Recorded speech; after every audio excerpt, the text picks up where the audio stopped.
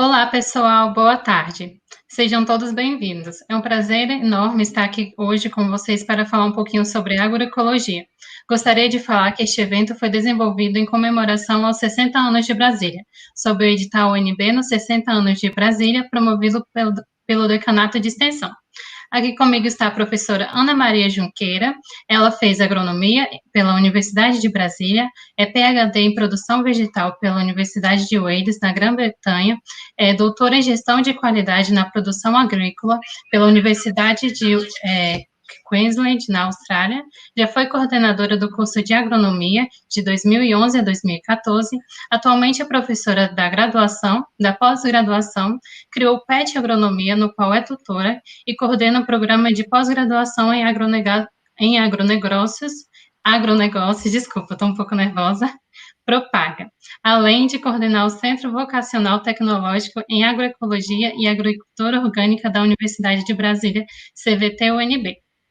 Aqui também está comigo a professora Mireia Eugênia, que é professora da Universidade de Brasília, doutora em Ciências Sociais pela Universidade de Brasília, mestre em Desenvolvimento Rural pela Pontifícia Universidade Javeriana da Colômbia, preside a Rede Brasileira de Pesquisa e Gestão em Desenvolvimento Territorial, integra o Grupo de Pesquisa e Estudos Comparados em Sociologia Econômica, o Núcleo de Estudo, Pesquisa e Extensão em Agroecologia da UNB, a Sociedade Brasileira de Economia, Administração e Sociologia Rural, SOBER, a Rede Política de Políticas Públicas em Desenvolvimento Rural na América Latina.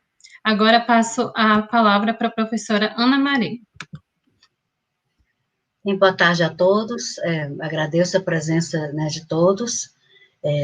Eu quero agradecer à professora Lucy Murata, que é a nossa coordenadora de extensão da FAV, que junto com os colegas professores, né, idealizaram esse evento do Brasília 60 anos dentro da nossa faculdade de Agronomia e Medicina Veterinária, na Universidade de Brasília.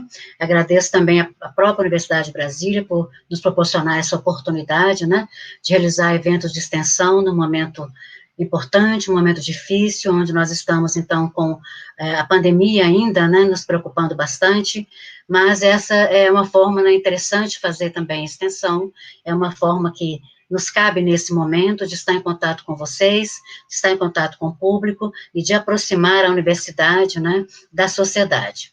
Nessa live de hoje, né, nós vamos conversar sobre os fundamentos da agroecologia, né, e os seus sistemas produtivos de base agroecológica.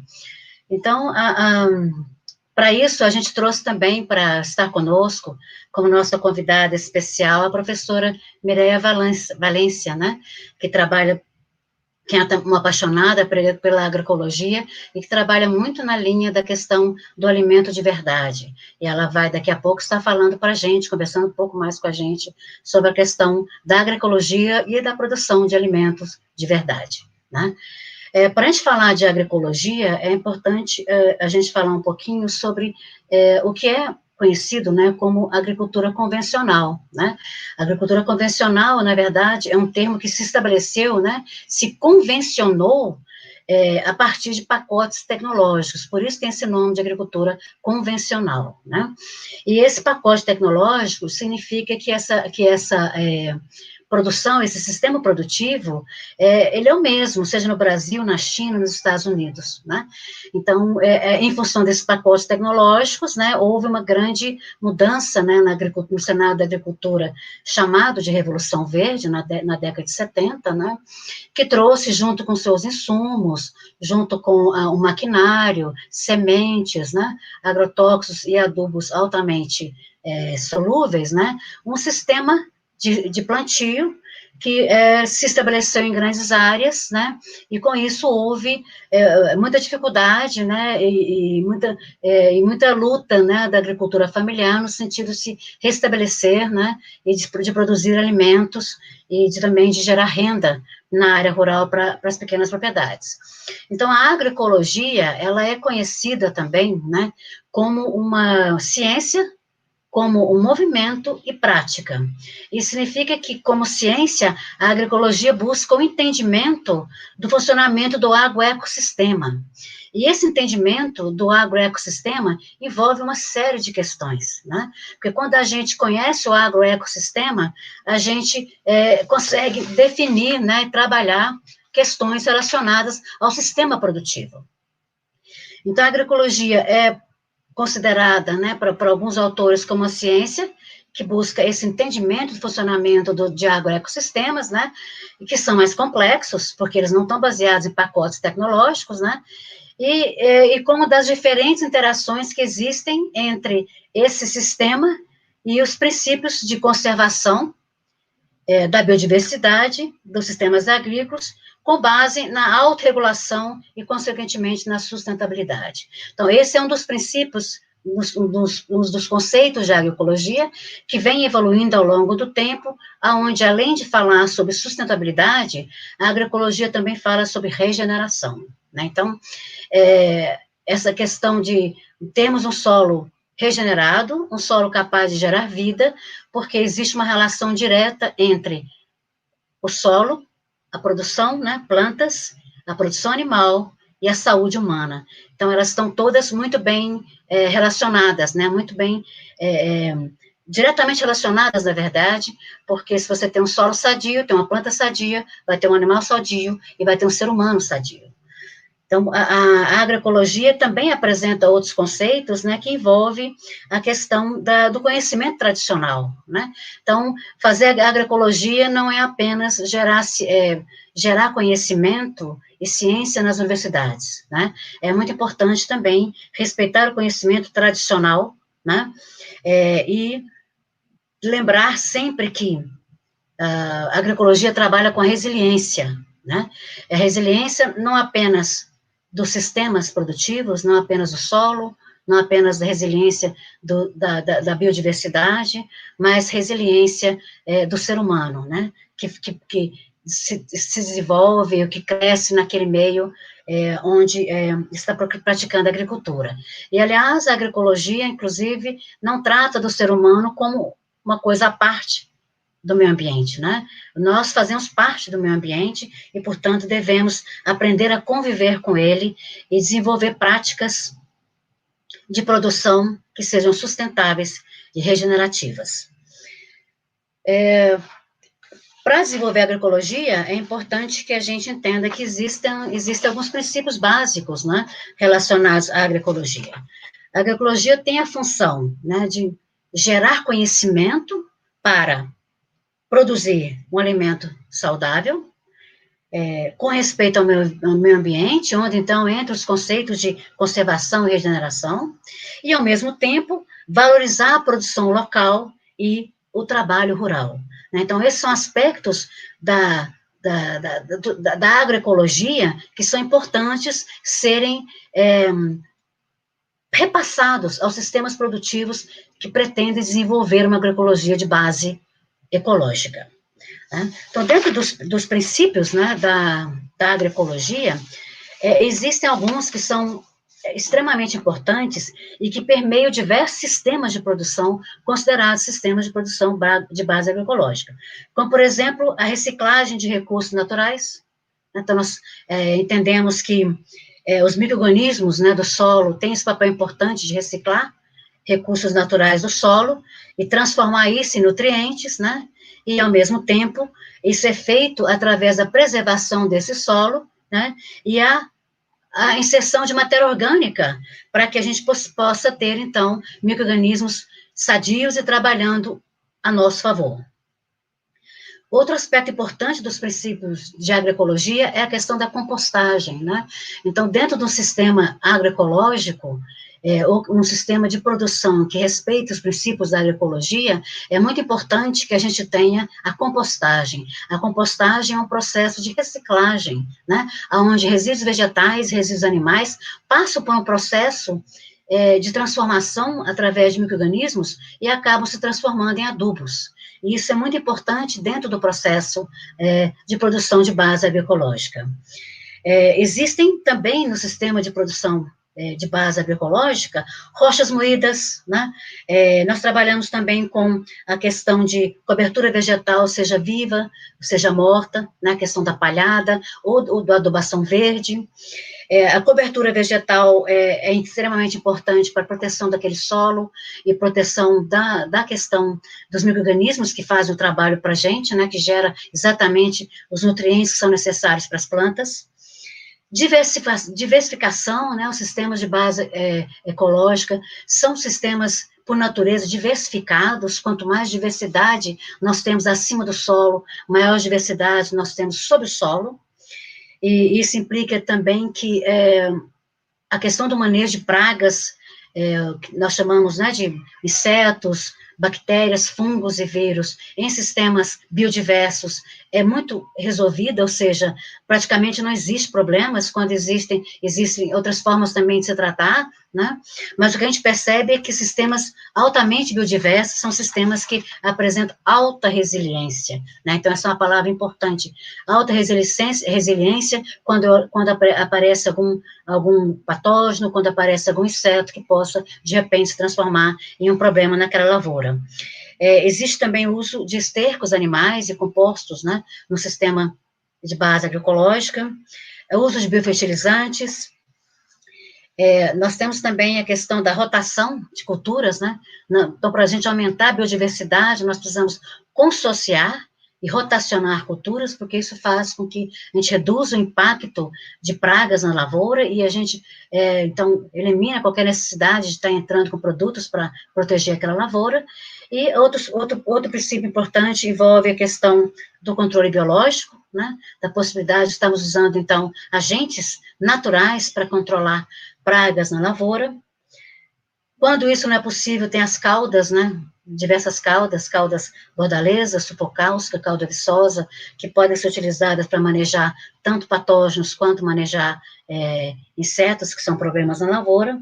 Os extratos de plantas vêm crescendo cada vez mais a sua utilização, né, e o conhecimento também, pesquisas vêm aumentando muito nessa área de usar extrato de plantas para manejo de doenças e manejo de pragas, de insetos na lavoura.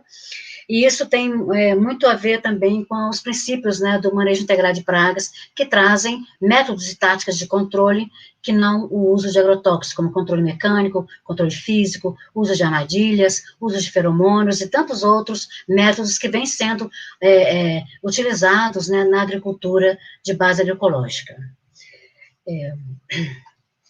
A lei, né, que trata dessa questão dos produtos que são utilizados, e dos sistemas que se utilizam, né, princípios agroecológicos, nós temos no Brasil hoje o sistema orgânico de cultivo, que, na verdade,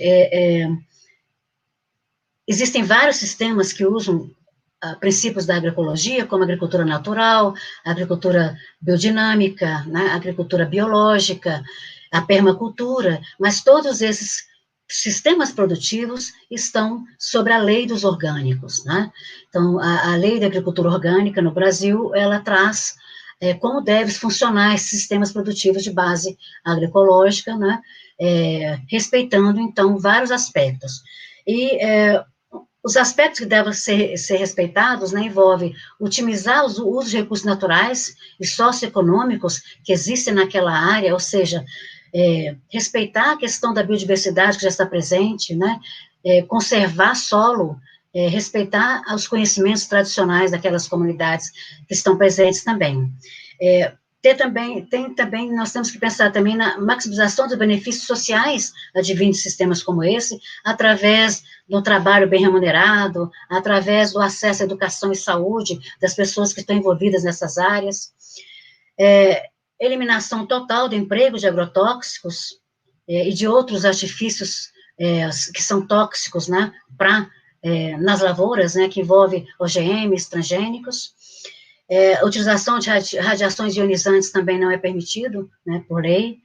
E tudo isso tem justamente o objetivo de trazer preservação da saúde, seja ela ambiental, seja ela humana, respeito ao trabalhador rural, e valorização do trabalho rural. E, princípio da transparência, né? Quando você tem um sistema orgânico de cultivo, que é um sistema que é certificado, seja ele através de auditoria, seja através também dos sistemas participativos, onde envolve as OPACs e as OCS, o sistema precisa ser altamente transparente. Ele é transparente porque ele segue uma série de normas, né? Então, o consumidor, na verdade, ele vai ter a ciência, né, e a segurança de que ele está alimentando de um alimento saudável quando ele tem a certificação. A certificação é aquele selo que garante ao consumidor, né, essa segurança no alimento que ele está consumindo. Nos sistemas que não são auditáveis, nós temos vamos dizer, a fiscalização dos seus próprios companheiros produtores rurais, né, que fazem de tudo possível para que todo mundo fique dentro da norma, né, e consiga produzir dentro do sistema orgânico.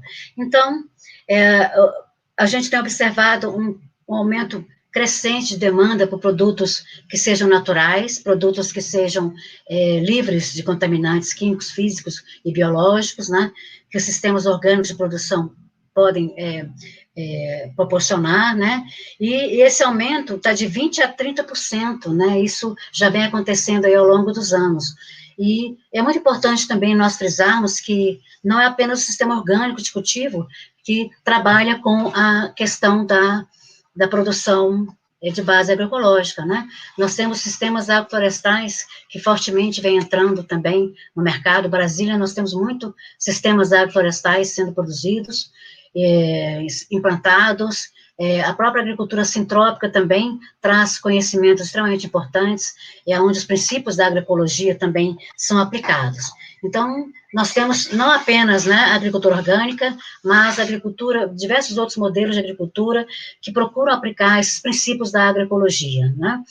A agricultura, por exemplo, conservacionista, ela aplica algumas práticas da agroecologia, né, como, por exemplo, a questão do plantio direto, da cobertura, né, do solo, a integração lavoura, pecuária, floresta, é outro sistema também que vai na linha, né, da utilização de princípios agroecológicos, agricultura de baixo carbono. Então, existem diversos sistemas que trazem esses princípios agroecológicos como sendo algo extremamente importante, né, para o desenvolvimento da agricultura, e a gente tem também algumas coisas que é interessante falar do movimento mundial com relação a sistemas que apliquem princípios agroecológicos. Na Europa tem o IFOAM, que é uma federação internacional de agricultura orgânica, né, que engloba os movimentos de agricultura orgânica, que traz, né, traz, assim, diretrizes para que a agricultura orgânica seja realizada na Europa como um todo. Então, a gente tem fortemente, né, esses movimentos movimentos agroecológicos, né, e movimentos de produção orgânica, desenvolvendo rapidamente na Europa. Alguns países, inclusive, já se declararam livres de transgênicos, de agrotóxicos, e área totalmente produtiva de sistemas orgânicos.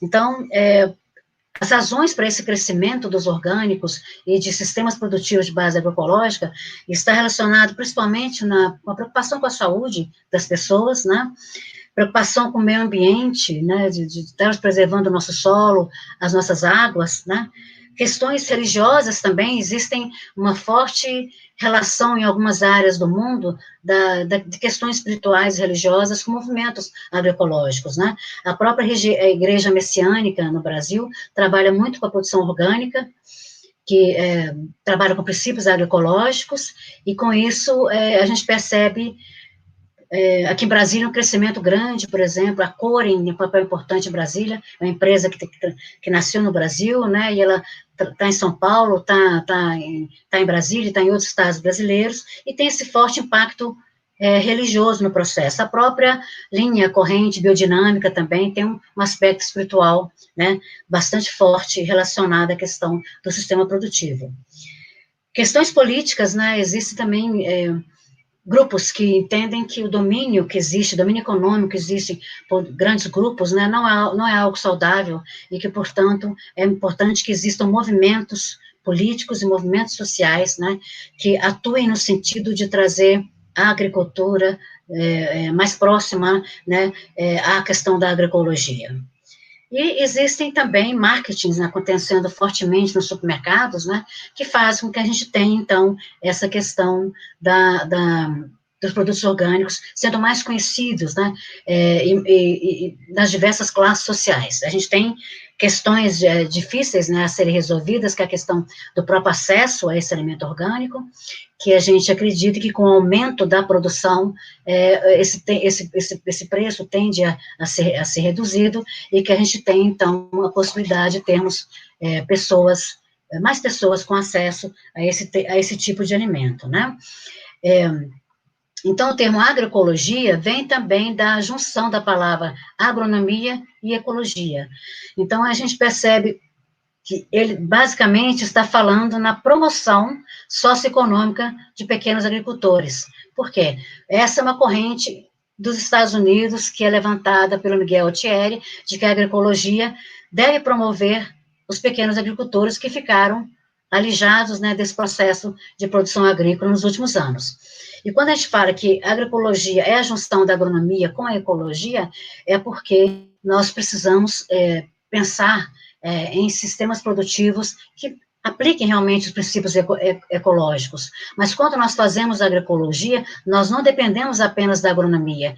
Uma série de ciências atuam junto com a agronomia para promover a agroecologia, como a química, a física, né, a biologia, as ciências sociais, a matemática, a psicologia. Então, existem várias ciências que atuam e apoiam, né, a adoção da agroecologia e apoiam também os seus princípios e dão base, né, para que esses princípios vão sendo cada vez mais desenvolvidos e que possam ser cada vez mais adotados. Então, depois de fazer esse preâmbulo, né, essa parte inicial, eu gostaria, então, de convidar, né, a professora Mireia Valência para falar, então, da comida de verdade e qual é a relação da comida de verdade com a agroecologia, para que a gente possa, então, promover um debate aqui com relação a essa questão da agroecologia e da comida de verdade. Seja bem-vinda, professora Mireia, muito obrigada por ter aceito o nosso convite. Muito obrigada pelo convite, Ana Maria, e como você falava no início, a universidade e a professora Lucy por nos permitir este espaço para desenvolver nossas ações de extensão, que tínhamos planejado desde o início do ano para fazer eventos presenciais, mas, afortunadamente, a universidade tem oferecido todas as ferramentas e plataformas possíveis para a gente não perder essa conectividade e possibilidade de trocar ideias aqui. Como a professora Ana Maria falava no início, eu sou uma apaixonada pela agroecologia, mas estou junto a eles aprendendo o tempo todo. Então, na verdade, é uma incursão um pouco desde meu campo das ciências sociais e desenvolvimento rural para entender a conformação desses sistemas agroalimentares que possam se transformar em um contexto, como a professora Ana Maria muito bem falava agora, que está sendo cada vez mais exigente no sentido de articulação da sociedade com a natureza, e uma articulação que seja amigável, não? Que seja de benefício e não de exploração somente dessa natureza. Então, o que eu trouxe hoje para compartilhar aqui com vocês e trocar algumas figurinhas, tem a ver mais, claro, com a comida de verdade, que tem uma relação direta com a agroecologia.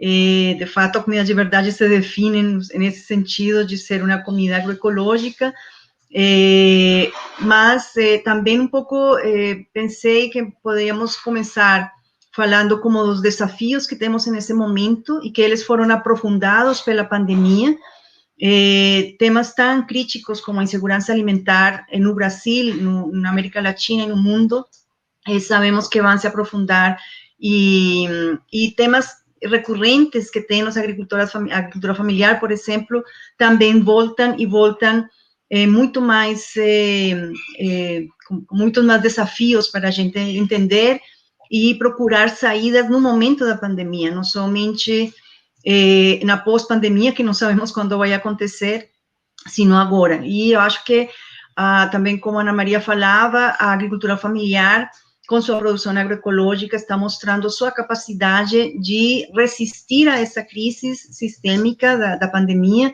e mostrar caminhos de abastecimento alimentar. E por isso esse vínculo que eu vou falar com vocês sobre um projeto no qual fazemos parte, a UNB, eu representando a UNB aí, nesse projeto, e a Faculdade de Agronomia, que se chama Ação Coletiva Comida de Verdade. Então, algo sobre isso eu vou comentar. Inicialmente, eu vou, como falava, a dar como um contexto mais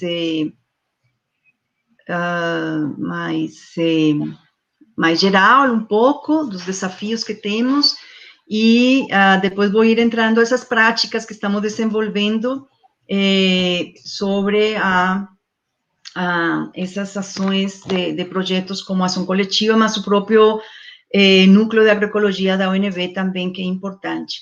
Essa primeira tela, eu fiz questão de trazer essa logomarcas aí junto com nossa Universidade de Brasília, porque eu acho que também, o que a Ana Maria mencionava, mas o que a gente cada vez está evidenciando é que isso aqui não é um desafio de uma única organização, de um único grupo, de uma única universidade, ou só de um grupo de pesquisa, como os que a professora Ana Maria lidera. É absolutamente necessário que a gente comece a fazer muitos mais laços de articulação e de trabalho conjunto.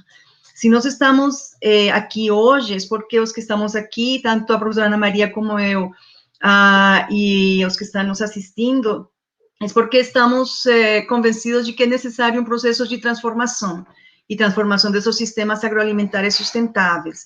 E essas organizações que estão aí, tanto o Projeto Ação Coletiva, aquela rede que, na minha apresentação, falavam que eu faço parte, que é uma rede de pesquisadores que trabalha sobre os estudos territoriais, e a Rede de Políticas Públicas e Desenvolvimento Rural na América Latina, são grupos de pesquisa, mas também integrados por outros tipos de movimentos sociais que estão interessados em avançar nesse desafio da transformação dos sistemas produtivos.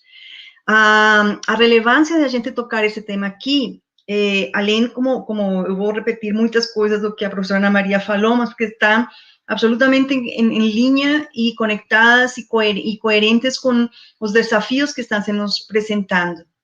A relevância da gente refletir, porque a vezes eu penso, nós como universidade temos um papel fundamental nesses processos de transformação, porque nós, professoras, temos essa grande honra de ter um grupo de estudantes que se juntam a nós, tentando também aprender e avançar em seu caminho como profissionais, mas eles são também essas pessoas que vão sair em algum momento, vão sair da universidade, vão exercer suas funções, vão trabalhar, e esperamos que levem consigo esse desafio de mudar as realidades de muita população no Brasil, no mundo fora, que está passando muitas dificuldades. Então, as reflexões em particular, sobre os sistemas agroalimentares, abastecimento alimentar e o papel do Estado nas decisões políticas também é relevante em espaços como a agronomia, a veterinária ou a gestão de agronegócios, que são nossos 3 cursos na Faculdade de Agronomia e Veterinária.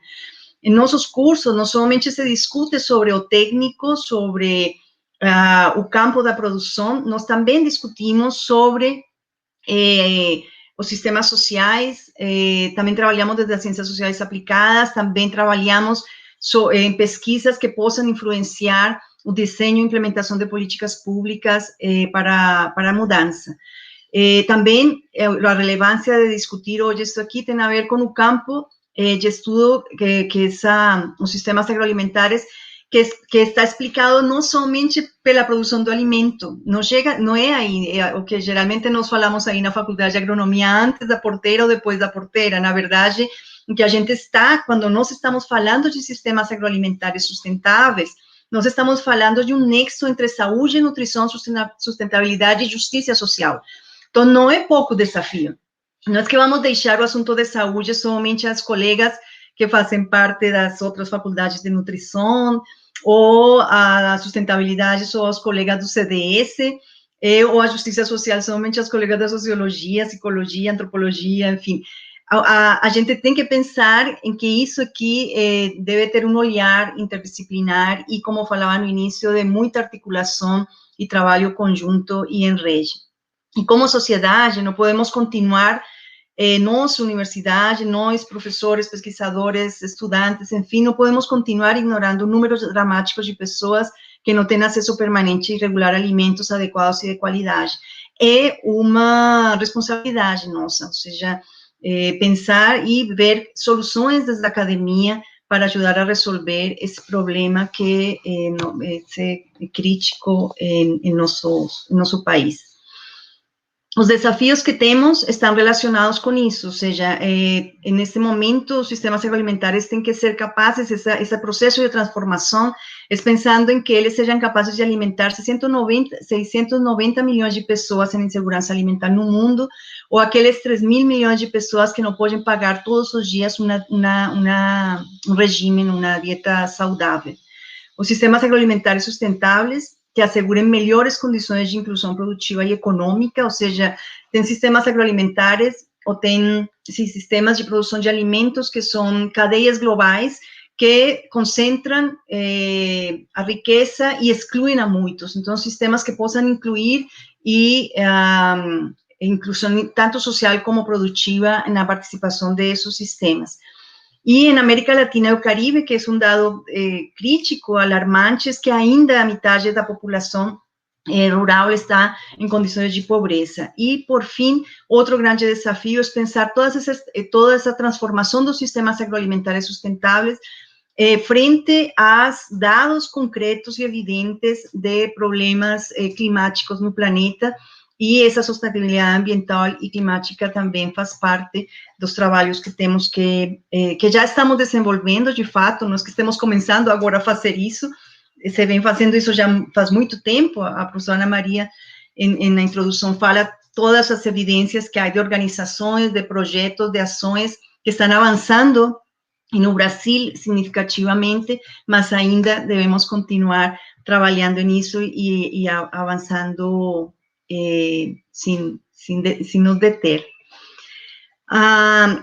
Nos últimos dados divulgados pelo IBGE, agora em setembro desse ano, sobre a escala brasileira de insegurança alimentar, a EVIA, que é aplicada a partir da pesquisa de orçamentos familiares, um cálculo que foi feito com os dados 2017 e 2018, nos mostram dados alarmantes de aprofundamento, novamente, da insegurança alimentar no Brasil. O Brasil tinha saído do mapa da fome e entrou novamente ao mapa da fome. E é um número, eu repito muito essa palavra, porque é alarmante, ou seja, um número que a gente não pode deixar de pensar nele, porque temos muito que fazer para diminuir essas cifras, de pensar que tem muitas pessoas no Brasil que vão à noite a dormir com fome, sem nada de comida no estômago. Então, esse dado desde 2017 a 2018, e o que sabemos é que neste ano de 2020, com Covid-19, esses dados vão se aprofundar ou vão se aumentar ainda mais em termos de insegurança alimentar. Então, são 103 milhões de pessoas que vivem em domicílios em que houve privação severa de alimentos, ou ao menos em alguns dos momentos nesses 2 anos, 68,9 milhões de domicílios no Brasil. De esos 68,9 millones de domicilios no Brasil, 36,7 estaban con algún grado de insegurança alimentar, atingindo 84 milhões de pessoas. A prevalência nacional de segurança alimentar caiu de 63,3% nesses 2 anos, alcançando su patamar mais baixo. E outro dado que é muito crítico é que a metade das crianças menores de 5 anos do país viviam em domicílios com algum grau de insegurança alimentar. E outros dados, quando essas informações são analisadas pelo IBGE em termos regionais, se mostra como esses dados são mais críticos no norte e no nordeste do país, e também quando eles são analisados em termos de homens e mulheres, como esses dados se aprofundam naqueles lugares onde as mulheres são, esses lugares que são chefiados por mulheres. Então, essa é como a situação nesse marco de pensar sistemas agroalimentares sustentáveis, do abastecimento do alimento e de um alimento que tenha essas características de comida de verdade. Mas outro elemento que se coloca pelas pessoas que estão estudando todas estas dinâmicas rurais e que estão pensando como avançar na transformação dos sistemas agroalimentares é que as abordagens setoriais para o desenvolvimento rural são hoje e cada vez são menos pertinentes para pensar mundos rurais, sociedades rurais que são diversas, diferenciadas umas de outras e complexas social e economicamente. O mundo rural, o espaço rural, não é mais aquele sectorial produtor de alimentos e fibras. O mundo rural é um espaço de vida. E como espaço de vida, tem uma complexidade de relações em esses territórios que se construem por essas relações entre suas populações e em uma relação de complementariedade com os espaços urbanos. Isso é necessário pensá-lo, e mais ainda quando estamos trabalhando nessa perspectiva de sistemas agroalimentares ou sistemas produtivos de base agroecológica. Para quem é esse alimento e que sentido tem produzir dessa forma, local, territorialmente, e nessa conexão rural-urbana. E nos estudos alimentares, hoje não, na verdade, isso está se falando já da década de 90, nesse processo de transformação, mas cada vez se enfatiza a necessidade de que exista uma aproximação com as cidades, que esses estudos alimentares se pensem de forma multissectorial, desde sua multidimensionalidade, que falávamos no início, que eu colocava no início, em termos de saúde, nutrição, sustentabilidade, segurança ou justiça social, e também nessa formação de coalições que sejam transformadoras desses processos. E há 4 elementos que os acadêmicos que estudam os sistemas agroalimentares colocam como necessários se queremos avançar nessa transformação profunda. E esses 4 componentes são a necessidade de padrões saudáveis e sustentáveis de consumo alimentar, chegar ao ponto de fazer uma rejeição política, através de políticas públicas, de regulação de trabalhos em nossos países, no mundo todo, por exemplo, de não aceitar mais alimentos ultraprocessados. Não é somente o fato de, tudo bem, eu não consumo ultraprocessado, sino que seja um movimento mundial, um movimento global, no sentido de rejeitar esse tipo de alimentos. Quando estamos falando de problemas de insegurança alimentar ou problemas de nutricionais, também estamos falando naqueles dados críticos de aumento da obesidade em muitos de nossos países por o consumo de alimentos ultraprocessados. E na pandemia, isso se está colocando como um ponto crítico também. Pessoas que estão tendo diminuição de sua renda devido a que estavam vinculados a trabalhos informais, que agora não têm essa renda que tinham antes, optam por alimentos que são ultraprocessados porque su custo é menor. A modalidades de produção que levem em conta a sustentabilidade do ecossistema, que a professora Ana Maria já mencionava, consideração das mudanças climáticas, sejam em termos de mitigação ou adaptação na produção desses alimentos, e algo que é muito importante que a gente está vendo, eu vou comentar um pouquinho mais em frente, que estamos vendo como se estão reterritorializando os sistemas agroalimentares, o renascimento dos territórios rurais como uns espaços muito relevantes de redefinição, reestruturação desses sistemas agroalimentares. E falando especificamente do contexto atual, desse fenômeno ao qual estamos todos enfrentados mundialmente, que afeta não somente em termos de saúde, sino econômicos, sociais e ambientais, na pandemia há uma revalorização dos alimentos de algum lugar, como projetos democráticos, ecológicos e de saúde pública. Também o que está se evidenciando nesses momentos é tensões entre a valorização do território e os riscos de fortalecimento de sistemas alimentares globais que continuam concentrando riquezas, aprofundando as desigualdades e transferindo para as sociedades todos os custos ambientais e sociais. Há também mudanças nos sistemas agroalimentares nesse momento, muito nesse sentido que fala Michael, e é que, junto com o fortalecimento das cadeias curtas e sistemas focalizados e novos hábitos de consumo, também se está vendo o fortalecimento dessas cadeias globais. E se vê como pronóstico um pouco a presença dos 2 tipos de sistemas agroalimentares. Mas aí o dilema que se coloca é que permanece as desigualdades sociais e nessa tensão entre os dois permaneceria avanço nos problemas das mudanças climáticas.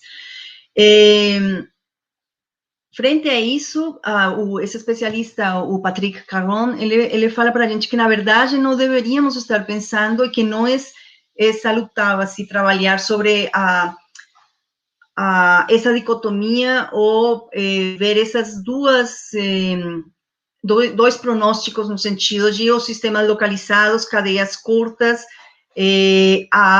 frente a cadeias globais de abastecimento alimentar, mas que seria melhor fortalecer a inteligência coletiva em todas as escalas e sugere construir uma utopia basada em um renascimento da articulação entre processos coletivos conduzidos localmente e a cooperação internacional, mas sem deixar de pensar que essa construção e essa regulação de sistemas agroalimentares sustentáveis indiscutivelmente se concretiza desde os territórios. É a população com sua agência, os grupos produtores, os consumidores, todas as pessoas que fazem parte desses sistemas agroalimentares que são muito complexos, seriam os encarregados de regular e decidir que comprar, onde comprar, como produzir e também interferir ativamente na formulação e implementação de políticas públicas que favoreçam a produção de alimentos adequados.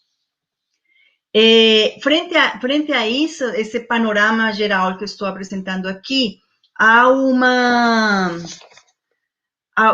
evidências concretas dos avanços que a gente está tendo. O primeiro dele que eu queria compartilhar com vocês, e talvez muitos de vocês já conheçam, é nosso núcleo de agroecologia da UNB, e é um núcleo do qual a Faculdade de Agronomia e Medicina Veterinária faz parte, junto em parceria com o CDS, mas muitas outras organizações, ONGs, movimentos sociais, grupos de produtores que fazem parte do núcleo de agroecologia, e o trabalho que o núcleo está fazendo já faz 2 ou 3 anos, é um trabalho muito nesse sentido, de desenvolver de forma contínua atividades de ensino, pesquisa e extensão em redes multi-institucionais para identificar e sistematizar experiências territoriais que a gente possa apropriar, conhecer e poder também influenciar outras experiências. Então, um trabalho permanente do núcleo, que é coordenado por a professora Flaviane Canavesi, que faz parte, é professora da Faculdade de Agronomia, e com outros professores do CDS e do Instituto Federal, enfim, é uma riqueza de instituições que fazem parte do núcleo,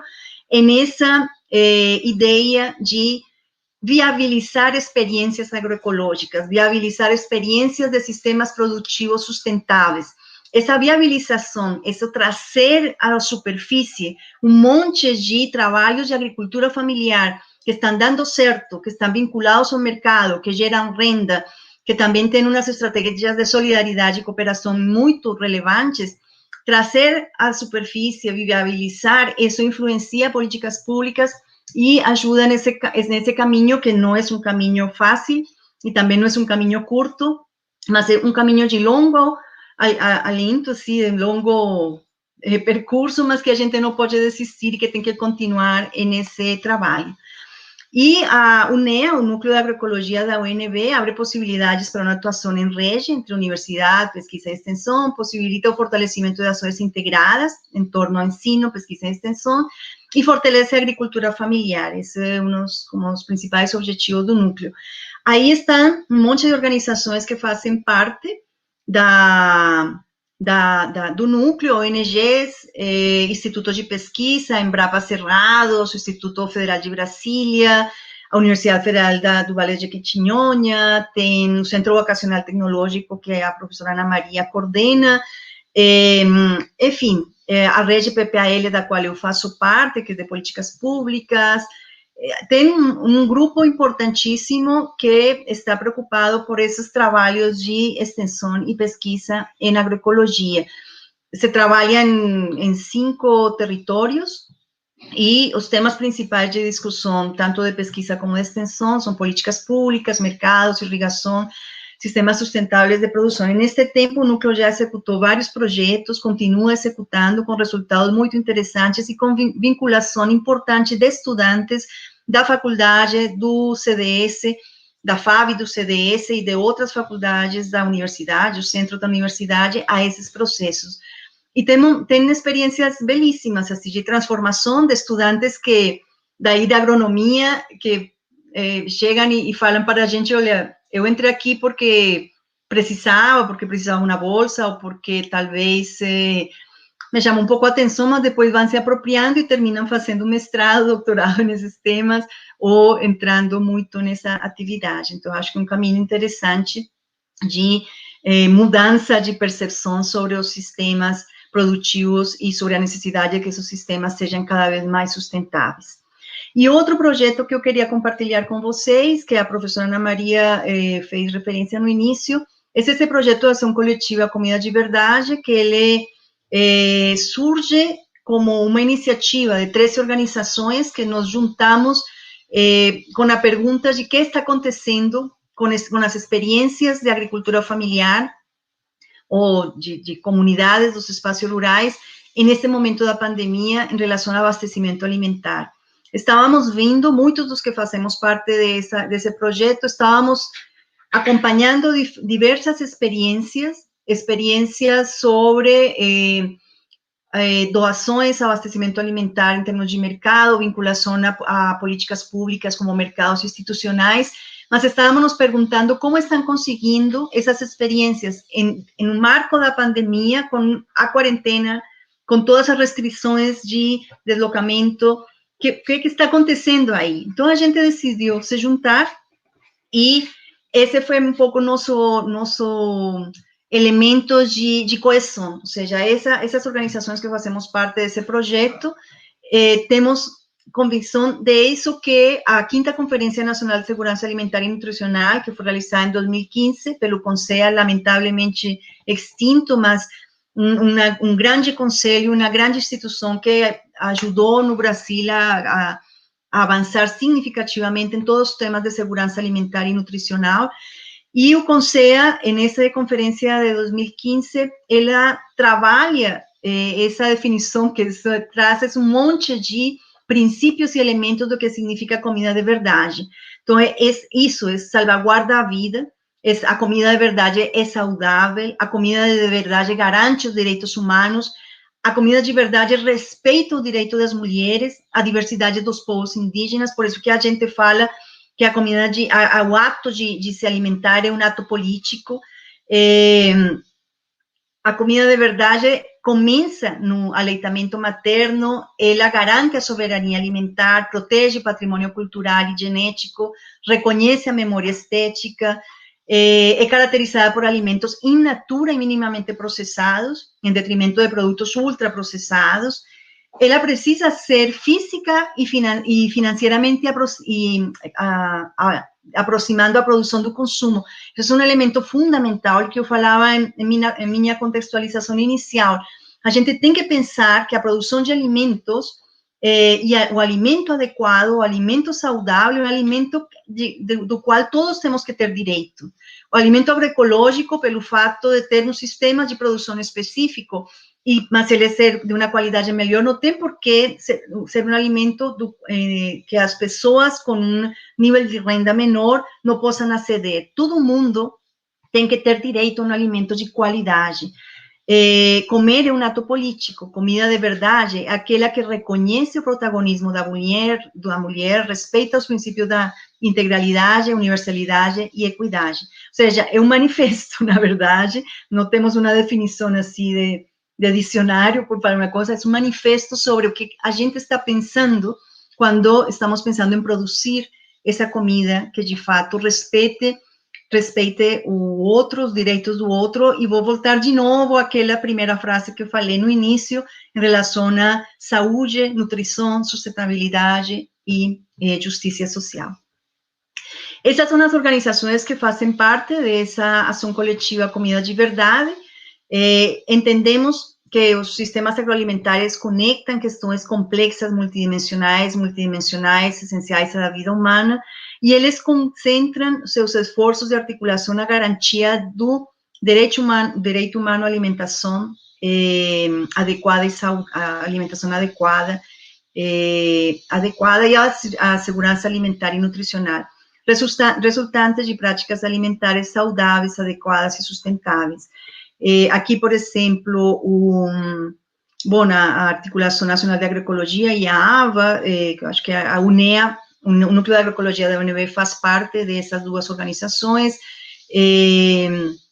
Está também a professoras da UNB que fazem parte da Aliança pela Alimentação, está essa rede da qual eu faço parte e que também está vinculada à UNB, ou seja, temos um grupo importante, o OPSAN também, um grupo importante de pesquisadoras e pesquisadores fazendo parte dessa ação coletiva. E o que a gente conseguiu fazer nestes últimos meses foi fazer um mapeamento dessas experiências no Brasil todo. A gente conseguiu, nesse momento estamos analisando os dados, mas conseguimos mapear e colocar na base de dados do cadastramento 300 experiências de todos os estados do Brasil. Bom, a gente tem realizado outra série de atividades, seminários, enfim, mas o que vamos concluindo um pouco, esse é um depoimento da representante ou da diretora da agroecologia, da ABA, que é a Associação Brasileira de Agroecologia, falando que quando a gente começa a mapear essas experiências, começa a dar visibilidade a elas, e é possível que essa experiência que a gente dá visibilidade, ela possa contaminar, no bom sentido da palavra, outras pessoas e outras organizações e outros agricultores familiares sigam esse caminho.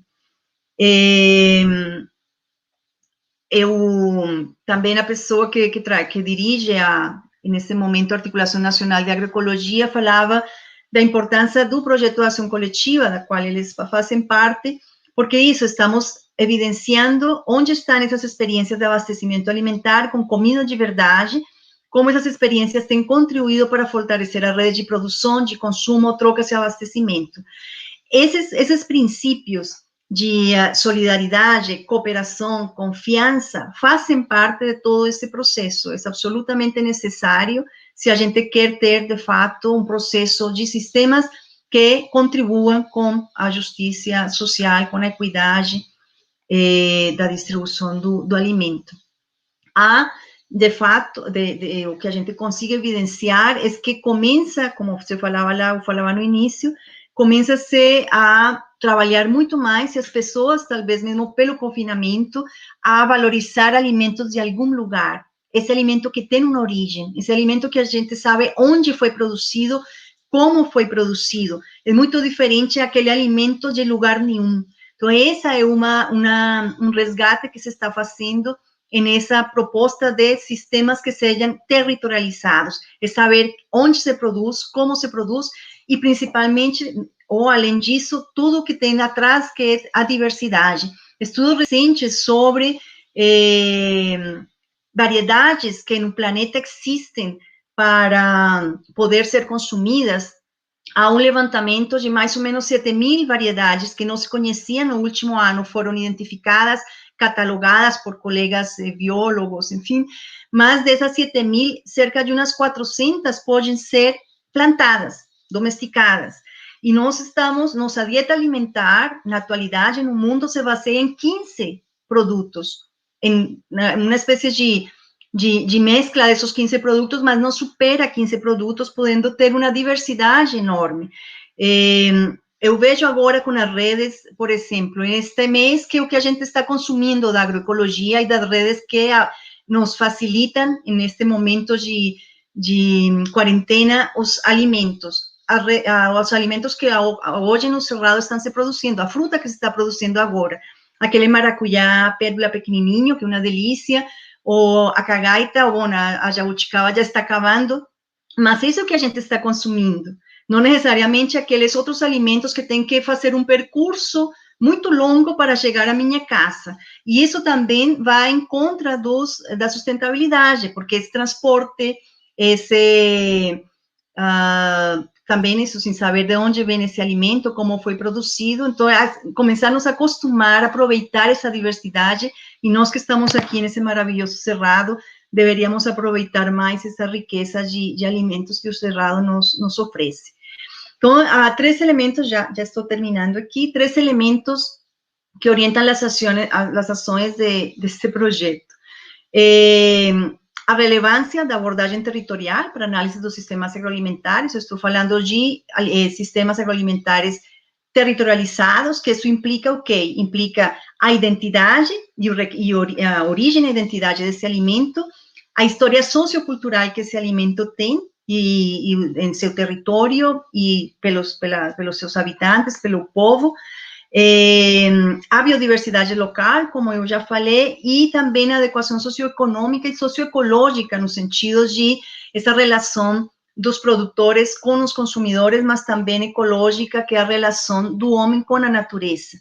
E como os territórios são conformados, constituídos pelas relações entre as suas sociedades. O território é um sistema social que precisa dos recursos da natureza. Essa base natural é a que o sistema social aproveita para a sua vida, mas como aproveita e como se relaciona é o que faz a diferença. A importância de mecanismos de governança descentralizados, com participação efetiva das organizações sociais na configuração dessas redes territoriais de produção e fornecimento de alimentos, e a centralidade no conhecimento biocultural e das práticas sociais de autogestão. Tudo isso define a agroecologia, na verdade, é isso.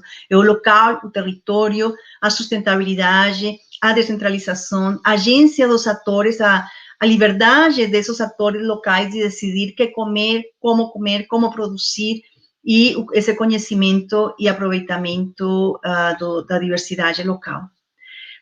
Por último, esse é um convite que eu gosto muito, acho que sempre que falo desse tema eu trago, porque eu acho que o Carlon faz um convite muito interessante, que isso é uma ação coletiva de transformação e todos temos alguma responsabilidade nesse processo de transformação. Não é só a universidade, não são só os movimentos sociais, não é só o Estado, somos todos os que temos que pensar na necessidade de avançar pelo planeta em uma produção de alimentos que seja mais sustentável, mas, além disso, além de diminuir os problemas da mudança climática, que garanta o alimento adequado para todos.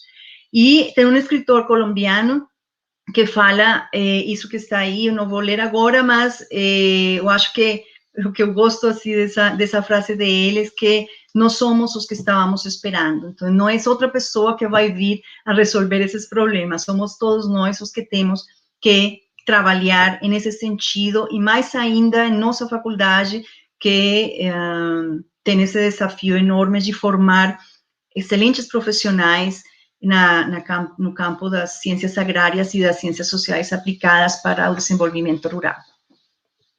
Muito obrigada.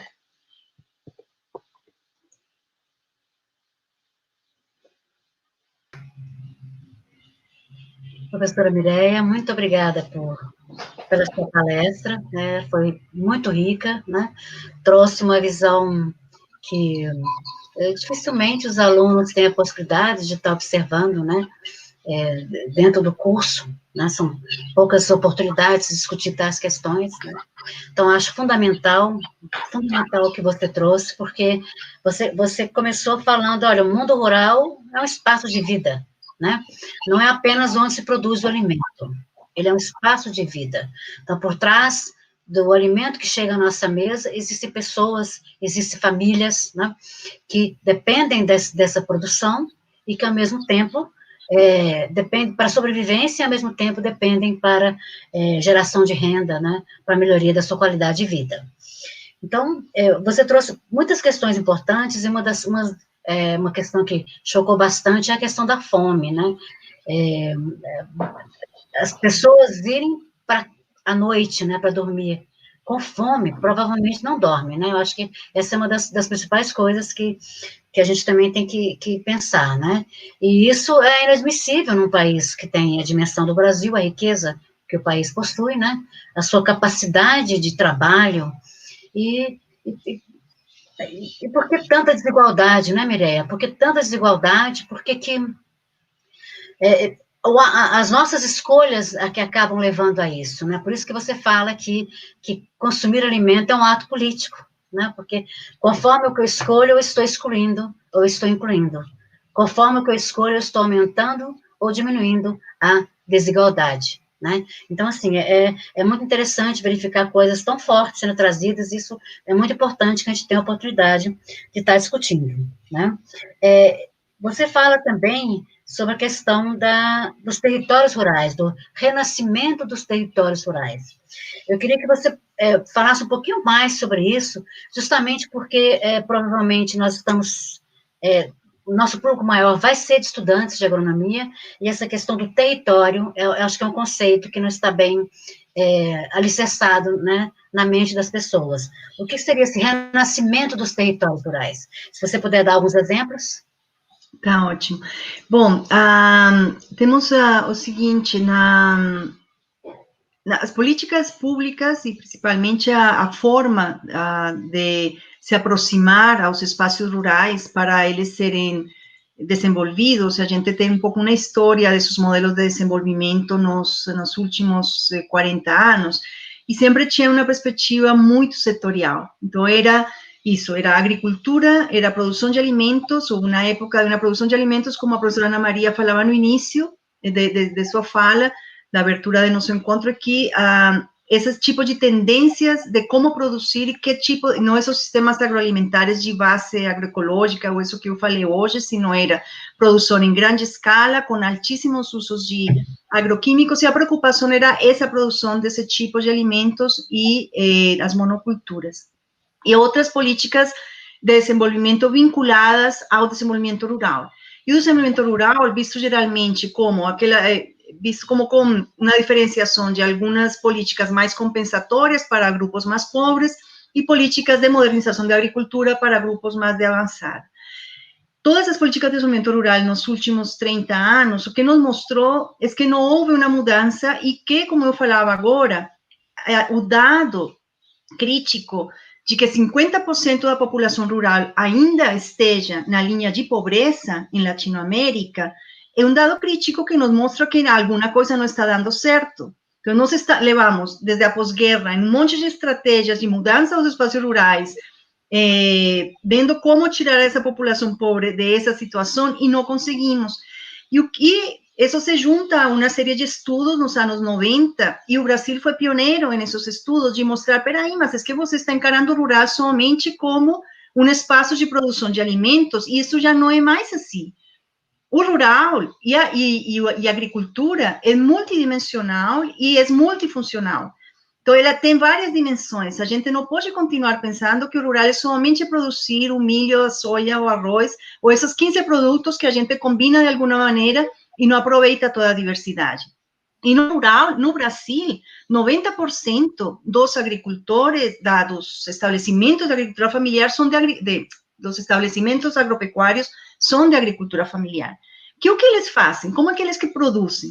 Então, e quais relações construem aí? Aí veio essa proposta dos territórios rurais, que chega um pouco trazida de outras experiências, de outros países, enfim, é uma história bem longa, muito interessante de como isso foi se inserindo, mas chega um momento em que vários acadêmicos da região, do Brasil, com muita força, falam, olha, se você traz esse conceito de território, que é expressado principalmente da geografia, e você entende que o território é um espaço que é construído socialmente, onde as pessoas se relacionam e construem seu espaço, ou seja, o território onde o núcleo da agroecologia trabalha, um território que se chama Águas Emendadas, e tem toda uma referência a esses 3 pontinhas do DF, Minas Gerais e Goiás, que se juntam, e se chama assim, e as pessoas que estão nesse Águas Emendadas se reconhecem como parte do território Águas Emendadas.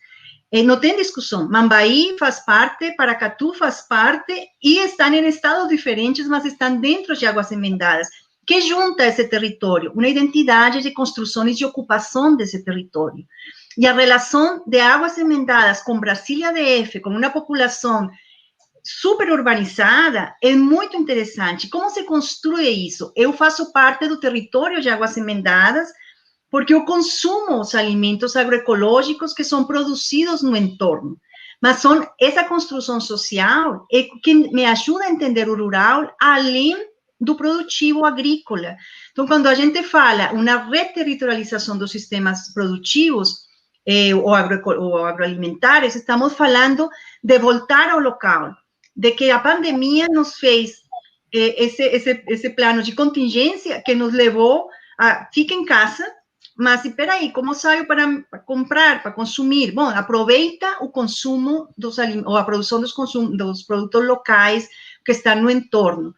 E tudo isso vai me mostrando uma uma série de relações que vão fortalecendo minha relação com esse produtor, minha relação com uma cadeia, minha relação com um comerciante que faz a página de internet para eu entrar aí e fazer meu pedido.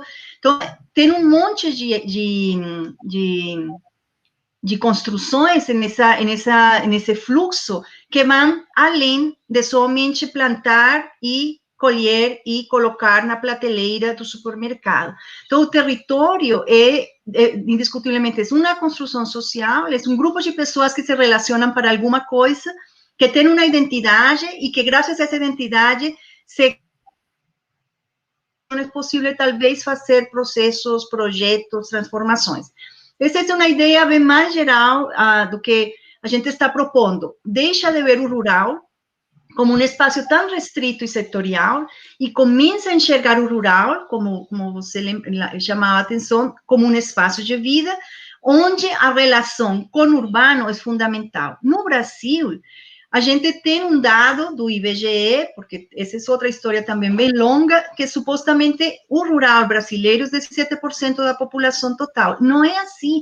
Imagina, não sei quem dos que estão nos assistindo pode pensar que municípios daqui do entorno, aí mesmo em Paracatu ou em Vianópolis, que são municípios pequenininhos, com uma área urbana muito pequena, que essa área urbana seja urbana mesmo. Um urbano no sentido de São Paulo, Rio de Janeiro ou Brasília mesmo, que é com uma intervenção do homem importante para mudar a sua natureza e para mudar sua paisagem. Então, Brasília é uma metrópole, São Paulo é, Rio de Janeiro é. Agora, é aquela cidade dos 5.500 municípios, 5.568 municípios que o Brasil tem,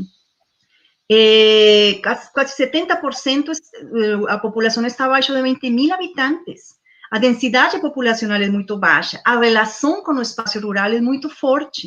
Então, essas cidades intermediárias que o Brasil tem, são as cidades que a gente pode aproveitar e potencializar para começar a construir esses mercados territorializados, locais, e não tem que trazer alface de São Paulo para Brasília, porque isso impacta o meio ambiente barbaramente. Então, se a gente começa a trabalhar sistemas agroalimentares territorializados, significa diminuir o deslocamento do alimento, não afeta o meio ambiente, significa dinamizar a economia local, vincular, como falava no início, fazer sistemas agroalimentares que sejam inclusivos economicamente, o que significa que aqui os produtores do entorno de Brasília possam dinamizar seu mercado conosco. Enfim, então, quando a gente fala de território, isso, essa construção que nós fazemos e nos identificamos, eu, com esse sotaque lindo e maravilhoso de colombiana, mas eu me identifico já como moradora de Brasília e em minha relação com a produção de alimentos dos agricultores do entorno de Brasília. Então, essa construção, esse é meu território aqui, e esse fluxo de bens e serviços e de espaços de cooperação e solidariedade que se construem em volta de alguma coisa como pode ser o alimento, que é o que estamos falando aqui, mas isso tem a ver com cultura, tem a ver com educação, tem a ver com formação, tem a ver com todas as dimensões da vida, não? De nós como cidadãos. Sim.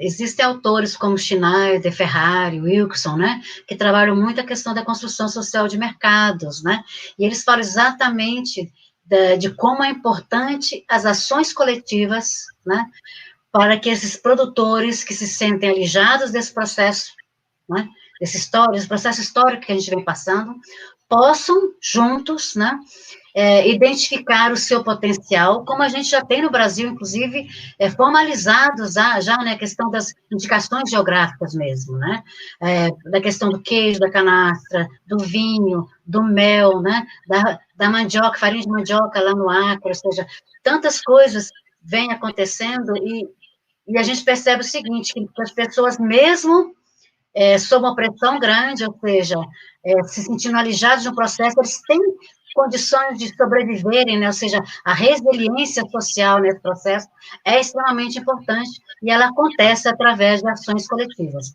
né? Então, esse exemplo, olha, questão territorial também está relacionada com isso, com indicação geográfica, né? Com a possibilidade de identificar o potencial daquela região, trabalhar em cima disso, valorizar isso. E as pessoas que moram naquela região consumirem aquele produto.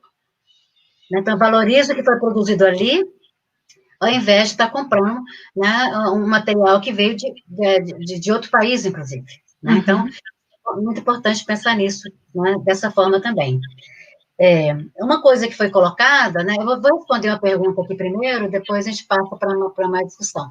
Tem uma pessoa que perguntou, né, se tem de uma forma prática de distinguir agroecologia de agricultura orgânica, né? Sim, existe, né? Foi o Edmar, na verdade, né?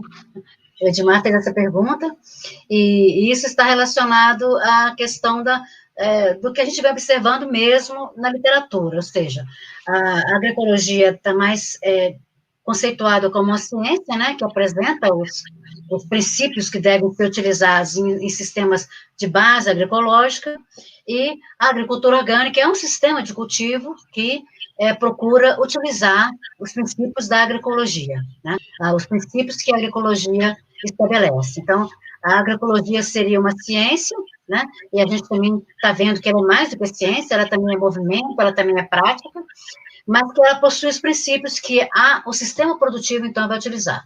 Então, a agricultura orgânica é um sistema produtivo, e a agroecologia, então, é uma ciência que apresenta os princípios que são utilizados em sistemas de base agroecológica. Tem uma outra consideração muito interessante feita aqui também por uma pessoa que está assistindo, né, que ele coloca a questão da segurança, da soberania alimentar, né? Não apenas da segurança ou insegurança alimentar, mas também da soberania alimentar. Porque a soberania alimentar, me parece, pelo que está sendo colocado aqui no comentário, seria seria mais do que a segurança alimentar, porque nós estaríamos falando exatamente desse monopólio de sementes e outras, né, principalmente sementes, né, que são tão importantes aqui para a nossa alimentação.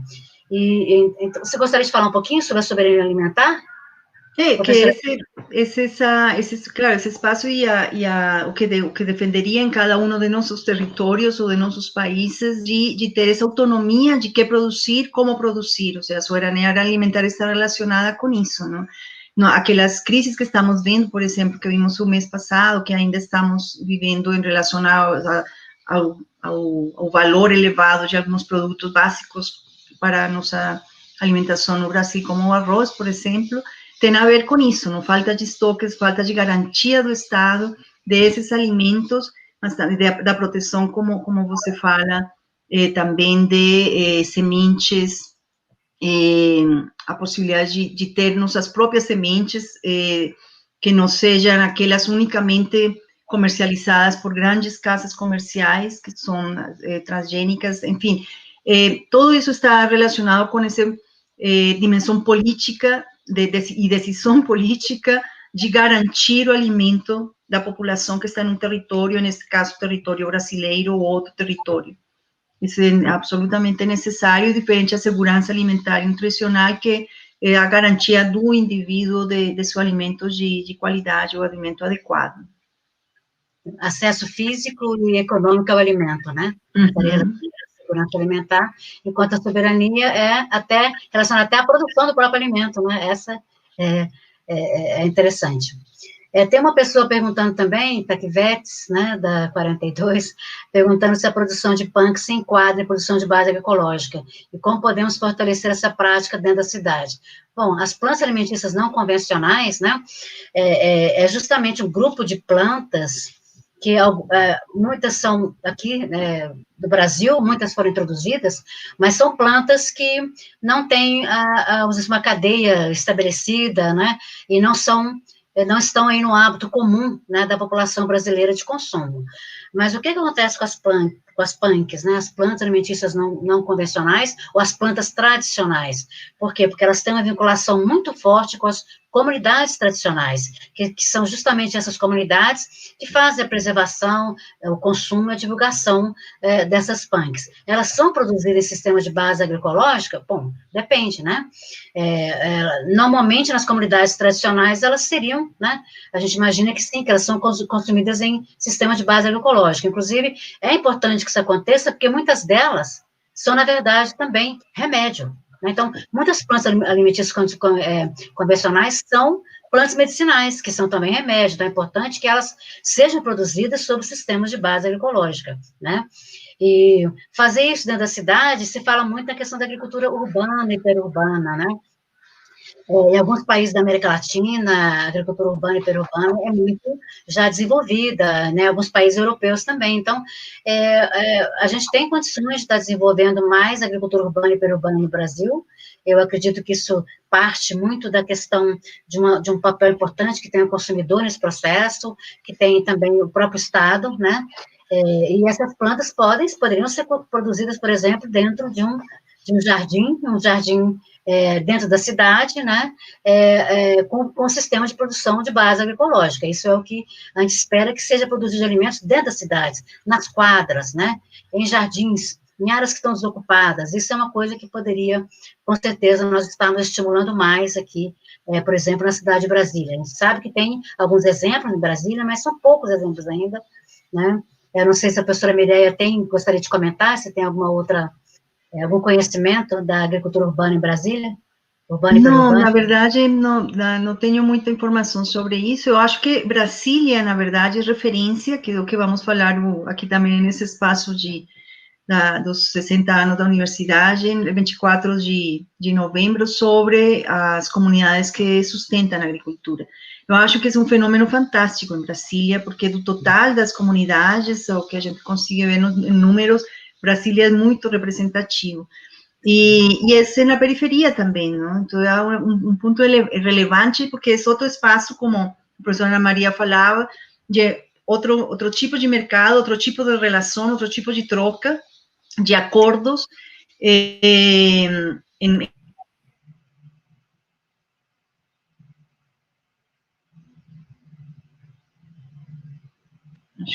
bom, mas eu acho que é muito, muito interessante, e a agricultura urbana, sim, na América Latina se conheço muitos casos, em Colômbia, meu país, em Bogotá, principalmente, tem uma política específica de promoção da agricultura urbana, mas é isso, acho que as plantas não convencionais não se conhecem muito, e as pessoas fazem agricultura urbana, mas com as plantas mais convencionais, que já é bom ter algo de alimento, pelo menos comida de verdade, natural, in natura, em suas casas.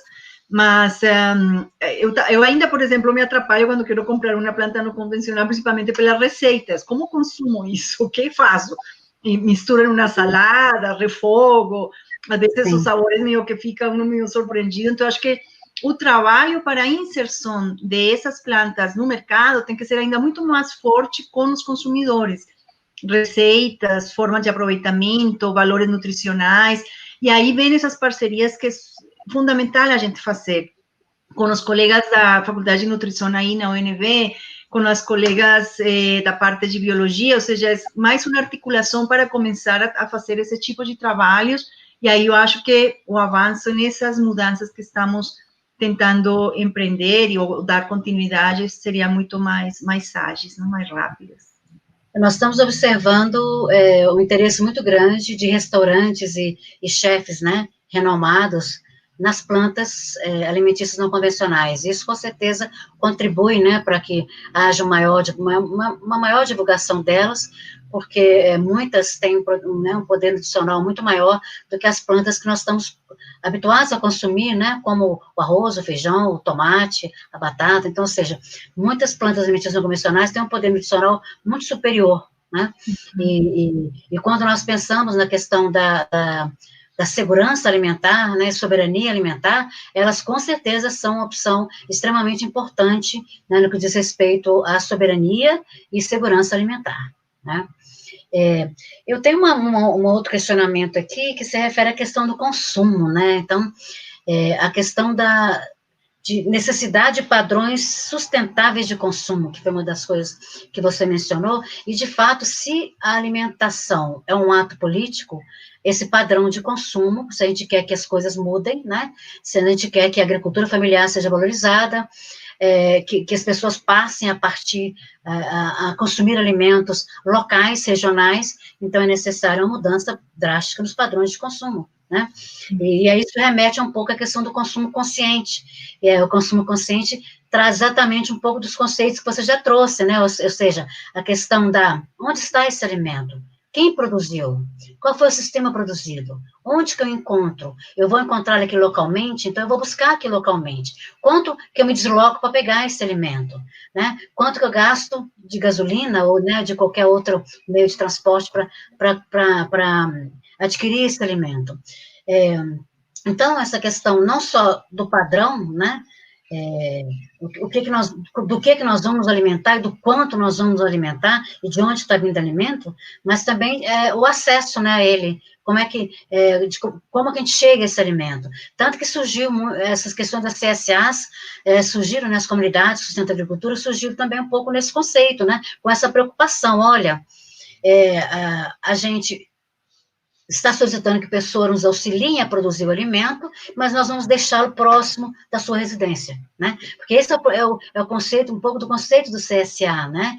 Você nos ajuda a produzir enquanto consumidores e coagricultores, e nós vamos produzir e vamos entregar próximo à sua residência, ou numa distância que você consiga fazer caminhando, ou algo assim, né? Então, nós temos um crescimento muito grande disso em Brasília, realmente, proporcionalmente ao seu território e à população. Brasília, no Brasil, apresenta, né, um avanço tremendo na questão das CSAs, e tem várias razões para isso que a gente, né, vai ver, você está discutindo aí na próxima live, né, mais no final do mês, sobre as CSAs.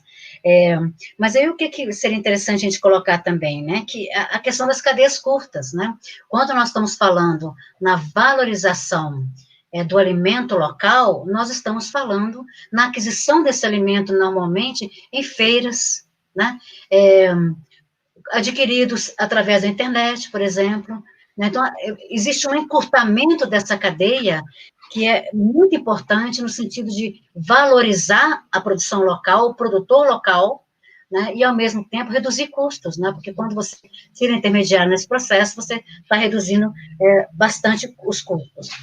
E você usou um outro termo também na palestra, chamado de inteligência coletiva, né, fortalecer a inteligência coletiva. O que é esse fortalecimento da inteligência coletiva, professora Mireia? Bom, esse é como todo este tema está permeado por a necessidade de trazer as pessoas a se articular e constituir coalições que sejam coalições que permitam avançar, ou seja, juntar em diferentes escalas. Quando a gente fala de territórios, estamos falando de uma multiescalaridade, não somente do local, mas poder fazer ações de coordenação e essa inteligência coletiva, um pouco no sentido também da vontade, da decisão do consumidor, do produtor, do gestor da política pública, do governante, dos movimentos sociais, dos estudantes, de fazer essa construção coletiva, uma inteligência no sentido de para onde estamos indo e como estamos construindo. Vamos continuar com um planeta que nos está mostrando os dados, que ele não está segurando mais. Tem uns mais pessimistas, outros menos, assim, no sentido de que talvez o planeta vai continuar nesse sistema solar por muito tempo, mas nós, como humanidade, talvez não vamos conseguir. Se o aquecimento global continua como continua, estamos vendo o que aconteceu. Ou seja, em meio da pandemia, chega um furacão, que, claro, os furacões existiram desde sempre, mas como eles são violentos nesse momento e como eles estão chegando e atacando a humanidade, o que aconteceu ano passado com os furacões e agora esse de ontem deixou a Panamá, deixou a Honduras, a Nicarágua em pontos críticos, agricultores sem alimento, todo mundo procurando ajudas de emergência. Bom, Mas todos esos fenómenos ambientales que están acontecendo por un proceso evidente de mudança climática. A gente precisa parar. Então, essa inteligência coletiva é no sentido de construir um propósito pelo planeta e pela humanidade. E a humanidade que comece a ser mais humana, não aquela humanidade que concentra, que deixa de lado a muitos e somente concentra em uns poucos riquezas e benefícios. Eu acho que aqui não estamos em uma disputa, eu não estou colocando uma discussão política ideológica, eu acho que é um sentido de vida, um sentido de como vemos ao outro e como nos relacionamos com o outro em um processo de empatia. E essa inteligência coletiva é construir esse processo de empatia em um avanço de estamos todos neste planeta, em esta casa comum, que eu acho que é um fato. Bom, então vamos tentar avançar com um propósito e um objetivo comum. Então, esse melhoramento e essa semana houve um evento importante da FAO e das conclusões que eles tiravam, colocavam de 3 dias de debates sobre transformação de sistemas agroalimentares, eles falavam o seguinte: precisamos, como um dos pontos que não podem ser mais aplazados, criar e gerar capacidades. Então, essa é uma reflexão também. Para onde a gente está indo em termos de ser uma universidade tão forte, com as capacidades que tem, com um grupo de pesquisadores tão relevante que tem, como nós, inseridos nesse centro-oeste, conseguimos avançar de uma forma mais significativa. Me parece que esses eventos de extensão que a professora Lucy coordena e essas atividades, bom, vão nesse sentido, não? Como que a gente, de fato, começa a construir essa inteligência coletiva pelo centro-oeste, pelo Cerrado e de aí para fora. Certo. Tem uma pergunta do Nelson Villanova, né, que é sobre o Nelson, aluno da agronomia, né, sobre políticas governamentais que incentivam a produção agroecológica e, consequentemente, a agricultura orgânica. Existem essas políticas governamentais? Se existem, qual o papel dessas políticas no cenário atual nacional? Olha, essa é uma pergunta difícil e triste, na verdade, a resposta, porque existiam. Era a política nacional de agroecologia e as políticas estaduais de produção de agroecologia e produção orgânica. O apoio que existiu nos primeiros 15 anos dessa década dos 2000 foi significativo, tanto assim que o NEA, o Núcleo de Agroecologia da UNB, faz parte dos resultados dessas estratégias das políticas nacionais e estaduais. Mesma coisa, o Centro Vocacional Tecnológico, né, o CVT, surgiu de uma política pública que foi de fomento, né, de editais que o próprio CNPq realizou, né? Exato. 2013, 2014, 2015, né? Agora, com o recorte de recursos e com a extinção do Ministério do Desenvolvimento Agrário, com a extinção de conselhos importantes de orientação de política, como o CONSEA e o Conselho de Desenvolvimento Rural Sustentável, todos esses conselhos foram extintos, o MDA foi extinto, e o tema de agroecologia existe, nesse momento, como uma linha de crédito dentro do PRONAF, para apoio a fortalecimento da agricultura familiar,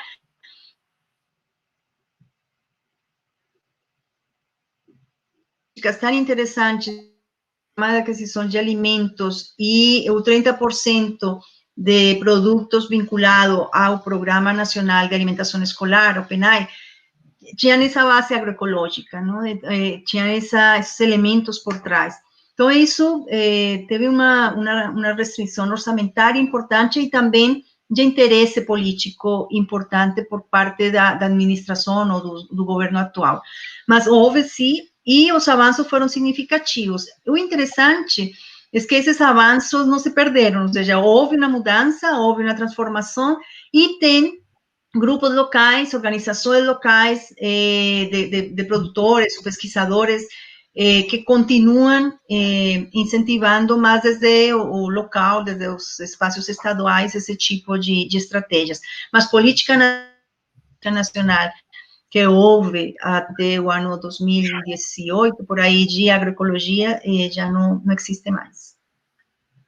É um quadro difícil, né? Um quadro É lamentável, e é aí que entra a questão do conceito da resiliência, né? Nós precisamos ser resilientes, precisamos continuar lutando, não só a nível de pesquisa, de ensino, como também a questão dos produtores rurais, né? Eles continuam juntos, continuam criando as oportunidades, né, de colocação de seus produtos, de trabalharem de forma mais vinculada à natureza. Existe um conceito muito interessante também, que se fala muito sobre a questão da reconexão, né? Reconexão entre produtor e consumidor. Então, essa questão da reconexão produtor e consumidor é fundamental para que o consumidor valorize o sistema produtivo, valorize o trabalho do produtor rural, porque quando você tem alimentos sendo vendidos em supermercados, né, em grandes redes, onde você não tem nem ideia de quem produziu, como que aquilo chegou ali, você vai ocorrendo uma desconexão das pessoas do mundo rural, né, e nós vivemos, nós estamos vivos em função do mundo rural, em função daquilo que ele produz para nós e que nos entrega. Então, essa reconexão, ela é fundamental, né, do consumidor e produtor. E essa reconexão, ela está acontecendo, é interessante, ela vem acontecendo com a questão da pandemia, né, então, a pandemia fez essa reconexão acontecer em vários aspectos, né, porque as pessoas não queriam ir aos supermercados, principalmente no início, quando tudo começou a surgir, né, e aí começaram a aparecer os produtores entregando, os produtores facilitando a vida do consumidor, né, então, essas ações de reconexão são importantes, isso está nas feiras, isso está na CSA, isso está em outras ações, né, que acontecem, e formas de absorção desse alimento que vem da agricultura familiar envolve isso, envolve feiras, envolve as cooperativas, as associações, envolve as CSAs, por exemplo, envolve também os programas do governo, que justamente foram extremamente prejudicados, né, o PAA, né, o PENAI, e a questão do próprio Papa aqui no DF, né, que não tem como consumir, e lamentavelmente, realmente, trouxe graves problemas para a nossa área rural, mas as pessoas buscaram saídas de outras formas, elas se juntaram e buscaram saídas de outras formas, né. Eu tenho uma pergunta aqui, eu acho que foi... levando em consideração a atual situação que estamos vivendo com a pandemia, quais seriam as transformações necessárias nos sistemas agroalimentares para impulsionar a produção local de base familiar? Eu acho bom, o que está se falando em termos de políticas públicas que comecem a incentivar ainda mais essas estratégias de produção local. Tem elementos que são chaves, ou seja, primeiro que já está acontecendo, então eu acho que até a gente tem que aprender muito da capacidade de grupos de produtores, é o que eu falava quando estava contando um pouco sobre nossa ação coletiva, essas experiências que a gente conseguiu mapear são experiências que surgiram pela necessidade de colocar seu alimento, ou também por trabalhos de solidariedade muito importantes, grupos, por exemplo, do MST em Paraná, como começam a organizar cestas de alimentos para levar a pessoas da periferia em Curitiba. Esse tipo de ações nos colocam em frente de, peraí, eles estão reagindo, eles estão respondendo a uma necessidade de suministro de alimentos, abastecimento de alimentos, seja via mercado, circuitos curtos, ou seja doação, ou seja buscando a forma de reativar políticas públicas como os mercados institucionais, PA, PAPA, PENAI, enfim. Então, isso começou a acontecer. Então, a gente, na verdade, agora está, desde acá, olhando as experiências para aprender delas. Como foi que isso funcionou? E como foi que elas conseguiram, depois, ter uma experiência de produtoras extrativistas, na verdade, de Mangaba, no Nordeste brasileiro, parou o PA, parou tudo, e elas estavam com a produção, não sabiam o que fazer, organizaram uma rede, montaram um site, é um grupo de mulheres que produz, que vai e cata a mangaba, depois faz bolos, doces, um monte de produtos maravilhosos, e elas começaram a fazer uma articulação de cada semana, um grupo dessas mulheres que estão em rede, vender os alimentos, enfim. Então, como é que elas estão, esses grupos, essas experiências estão se reestruturando para responder à pandemia. Mas é indiscutível que necessitamos várias ações de fortalecimento dessas experiências, porque pode ser que depois, tomara que seja logo o fim que nos atende, mas depois disso, é possível que as experiências continuem com esses esquemas que estão trabalhando nesse momento, que é mais por meio da virtualidade ou outro tipo de formas de abastecimento. Mas, então, é o que? Desenvolvimento tecnológico para melhorar a produção de esses sistemas, mas também em termos de tecnologia, aprimoramento e geração de capacidades para esses produtores e produtoras, sejam extrativistas, agricultores familiares, ribeirinhos, todas as comunidades que fazem parte desse grande grupo de população das áreas rurais, capacidades para trabalhar nesses sistemas, por exemplo, a virtualidade, que nos pegou a todos de surpresa. Então, tem isso, não é? Avançar muito nesse tema tecnológico na produção, também tecnológico no uso de tecnologias da informação como caminhos para a comercialização. O programa da questão de alimentos, o OpenAI, enquanto os jovens, as crianças não consigam voltar às suas escolas, esse é outro ponto crítico, ou seja, quando a gente está falando de que a insegurança alimentar vai se aprofundar, é porque esses meninos e meninas, a única refeição de qualidade que tinham era em sua escola. Sim. Agora que estão em suas casas, como conseguimos que essas famílias tenham esse alimento para essas crianças? Então, tem vários elementos que têm que ser colocados e avançar nessa produção de alimentos de qualidade, alimentos ou comida, de novo, voltando ao tema, comida de verdade. E nisso, o apoio tem que ser fundamental na transformação desses sistemas e apoiar em outro tipo de estratégias, como também a Ana Maria falava agora, tudo que tem a ver com identificação ou com os selos, a mesma certificação orgânica ou agroecológica que é coletiva.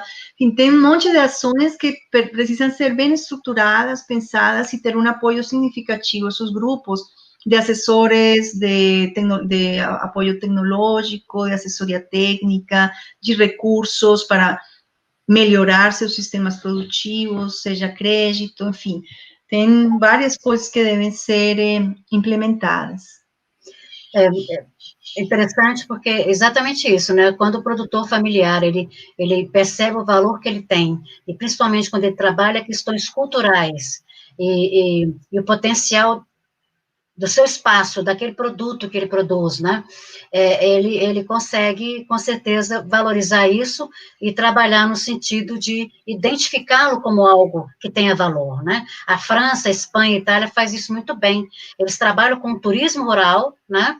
E trabalham agregando valor aos seus produtos, vinho, queijo, diversos tipos de carnes, né? Mas é porque o que acontece com eles? Se eles não fizessem assim, não valorizassem aquilo que eles têm, né? Não desse valor ao trabalho do produtor rural, eles não teriam também condição de renda na área rural, né? Então, eles transformaram tudo isso valorizando aquilo que eles são, valorizando aquilo que eles têm de diferente. Então, a diferenciação, né, é algo que é muito importante nesse processo, porque aí você verifica que o produtor familiar, a agricultura familiar, ela tem um filão muito grande quando ela começa a trabalhar isso, valorização da cultura, valorização do produto gerado localmente, uma diferenciação, por exemplo, no sistema produtivo, o sistema produtivo de base agroecológica, seja na agrofloresta, seja no sistema orgânico, né? Os selos que fazem com que eles sejam identificados pelo consumidor como algo que é diferente, como algo que é produzido num sistema diferenciado, e então, por isso, é valorizado. Então, o IBGE também nos informa que cerca de 70% daquilo que nós consumimos vem da agricultura familiar. Então, faz sentido, né? Faz todo sentido nós incentivarmos que os produtores da agricultura familiar, né? Aqueles que vivem na subsistência, que eles possam galgar mais um degrau e produzir alimentos para eles e para a população, né? Que esses produtores usem sistemas de base agroecológica, porque é o alimento que chega à nossa mesa. Então, não é interessante que chegue à nossa mesa alimentos contaminados. Então, por isso que, se é a agricultura familiar responsável por 70% daquilo que nos alimenta, é ela também, são esses agricultores que devem ser direcionadas às políticas públicas para a produção de alimentos saudáveis. Tem que ser esse grupo, porque vários dos sistemas com os quais nós estamos falando aqui são sistemas também que são adequados tecnicamente para pequenas áreas, para médias áreas, que é onde justamente estão os produtores de alimentos, né? Teve um comentário muito interessante aqui, da professora Lucy Murata, né, que é a nossa coordenadora de extensão, que ela coloca que o conceito de inteligência coletiva é muito interessante. E, de fato, porque a mudança vem a partir do conhecimento. Quando a gente recebe as informações, que a gente passa a poder julgar aquilo que a gente está recebendo de informação, a gente passa a olhar tudo com diferente olhar. A gente passa a enxergar tudo de uma diferente forma. E produzir alimentos, né, de forma consciente, consumir de forma consciente para um planeta, né, melhor, para gerações futuras, é fundamental. E um pouco indo nessa linha, né, eu queria até colocar também aqui um conceito muito interessante, que é da solidariedade transgeracional, né, que é um termo que isso é extremamente importante, porque a agroecologia e o sistema de base agroecológica pensam nisso, ou seja, nas gerações futuras. Ou seja, nós não vamos produzir alimentos agora para nós, somente, alimentos para 5, 10 anos. Nós temos que pensar nos nossos filhos, né, nas gerações futuras, filhos, netos, bisnetos e assim por diante. Né? Essa solidariedade transgeracional é fundamental, porque nós precisamos produzir hoje de forma a respeitar a respeitar a terra, a água, o solo que nós temos e a biodiversidade, porque daqui 10, 15, 20, 50 anos, 100 anos, nós teremos aqui nossos próprios descendentes que dependerão desse espaço, dessa terra e dessa água. Né? O Edmar dos Santos coloca um comentário aqui também, que a professora Mireia comentou sobre as CSAs, né? Valoriza o tradicional, além de proporcionar o turismo rural pelas visitas das propriedades produtivas, valorizando a atividade do agricultor, exatamente. Dentro do conceito CSA, né, existe essa preocupação de que aquele consumidor, aquele que é um co-agricultor, que faz parte da CSA, tem um interesse também nessa reconexão com o rural. Né? Então, é nesse caminho, né, que as CSAs passam a ser um modelo interessante, realmente, dessa reconexão com o rural. Né? Eu acredito que a gente está já caminhando para o final, né, da nossa live. Foi um momento muito rico, muito interessante, né? A gente agradece demais a todos que participaram aqui, que enviaram perguntas, que enviaram comentários, né? E eu gostaria de deixar realmente essa questão, já falando sobre agroecologia, e que a gente pudesse finalizar falando sobre isso, que é a questão do seguinte: tem muita gente que diz que a agroecologia e produção orgânica é uma volta ao passado. Isso é ultrapassado, né? Então, que a gente deve olhar para frente. Mas aí a gente, pensando no que nós estamos vivendo hoje, né? Nessa grande insegurança que existe alimentar, no aumento da fome, né? No aumento de pessoas desassistidas mesmo pelo Estado, na questão de sistemas produtivos que existem hoje, em grande escala, serem grandes poluidores, né, trazerem grandes problemas, não só para o solo, para a água, mas também para os trabalhadores rurais que estão envolvidos nesse processo. Aí a gente faz o seguinte, o outro posicionamento, né? Será que a agroecologia e o sistema de produção de base agroecológica, em vez de se pensar que nós estamos olhando para o passado, eles não estariam hoje, né, justamente pavimentando a nossa caminhada para o futuro, né? Ou seja, garantindo que no futuro a gente tem exatamente condições de produzir alimentos saudável, condições de respeitar o produtor, respeitar o solo, respeitar o planeta, e justamente fortalecendo aquele conceito, né, que nós colocamos de solidariedade transgeracional, a gente garantir, né, a sobrevivência do homem na Terra. É por aí, não é nada do passado, é o mais do presente e do futuro possível, ou seja, não é um assunto de somente 3 ou 4 pessoas que estamos achando que o caminho é por aí. As evidências, nós que estamos na universidade, as evidências científicas são concretas e os dados podem nos mostrar que o caminho da produção de alimentos e o caminho da relação do homem com a natureza tem que ser diferente. A gente teve modelos de desenvolvimento que nos levou a isso, ok? Não vamos a começar a chorar sobre o que passou. Mas esses modelos de desenvolvimento nos levaram a um esgotamento dos recursos naturais. E a gente tem que parar, porque o planeta não está conseguindo se recuperar dessa intervenção tão agressiva que o homem faz na natureza. Então, é o presente e o futuro. E é o que está por vir. Se a gente não muda, se não trazemos cada vez mais adeptos a essa mudança, a necessidade também de romper aquela bolha nossa. Nós somos muitos os que acreditamos nessa mudança e necessidade de continuar nesse caminho, mas temos que trazer mais para esse grupo aqui. Eu escutava nestes dias ao presidente da Corporação de Produção de Banana no mundo, bom, principalmente do Equador e Colômbia e toda essa parte do Pacífico, que são os principais produtores de banana no mundo e que exportam toda a produção.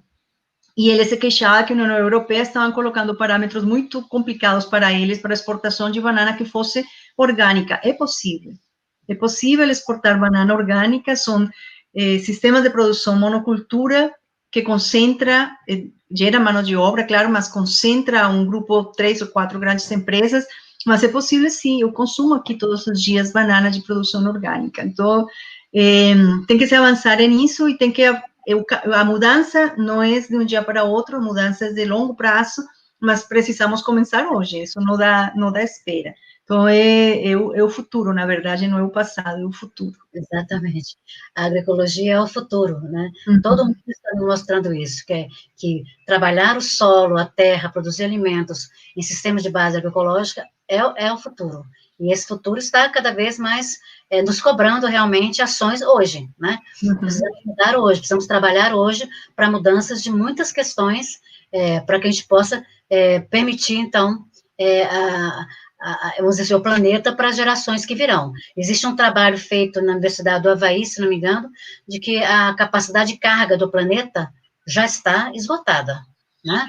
Ou seja, a nossa capacidade de carga já ultrapassou aquilo que era possível. Então, agora nós temos realmente que começar a mudar todo o sistema. É possível recuperar, nós temos que mudar isso. E mudando, né, não é da noite para o dia, como você disse, realmente, porque existem muitas mudanças, né? No Brasil mesmo, o modelo que prevalece é um modelo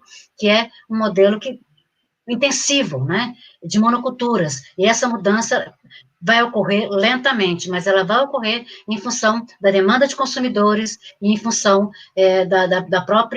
dos resultados que nós estamos vendo aí ambientais, né, com relação à questão das monoculturas, da exploração agroindustrial muito pesada, e mesmo da exploração industrial extremamente pesada, né. Existem teorias que dizem, inclusive, que a própria Covid-19 é resultado dessa ação muito agressiva do homem ao meio ambiente, né? Então, precisamos estar atentos a isso, precisamos trabalhar no sentido de termos ações mais moderadas. Eu sei que toda ponta fere, mas então vamos buscar o caminho do meio e reduzir o nosso impacto com relação a tudo que diz respeito à natureza, né? Vamos trabalhar no sentido de produzir alimentos saudáveis em sistemas produtivos de base agroecológica. Eu gostaria aqui de agradecer muitíssimo a professora Mireia pela sua presença, pela sua palestra que foi magistral, né, que foi, assim, fantástico para nós, e dizer que complementa tudo isso, ou seja, a comida de verdade vem de um sistema produtivo de verdade. Então, a sua palestra, ela veio realmente complementar bastante aquilo que a gente já vem discutindo nas aulas, aquilo que a gente já vem discutindo com os nossos alunos, né, nos nossos projetos de pesquisa, e nossos projetos de extensão, e isso só enriqueceu bastante, né. Agradeço ao Edmar, né, pela presença aqui também, por auxiliar a gente na moderação aqui com relação às perguntas. Agradeço a Fauane, que é aluna do curso de veterinária, que esteve conosco aqui, dando assistência técnica, né, ao evento. E, mais uma vez, agradecer à professora Lucy Murata, né, pela sua constante e competente, né, ação junto à Faculdade de Agronomia e Medicina Veterinária nas questões de extensão. Ela, inclusive, coloca um aviso aqui de que nós teremos ainda um evento, uma live sobre CSA, sim, onde essas questões voltarão a ser discutidas e novas questões também estarão sendo colocadas. Então, muito obrigada a todos, um grande abraço, um excelente final de semana a todos. Obrigada. Boa tarde e um abraço.